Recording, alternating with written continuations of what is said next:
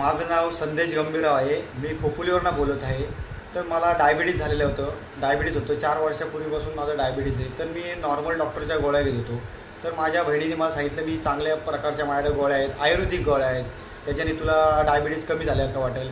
तर मी डायबिटीज गोळ्या घेण्यापूर्वी डायबिटीज चेक केलं होतं. तर माझं डायबिटीज 400पर्यंत गेलं होतं आणि परत मी 15 दिवस दररोज ह्या गोळ्या ज्या माझ्या बहिणीने गोळ्या दिल्या मी चालू केल्या आणि ते घेत होतो.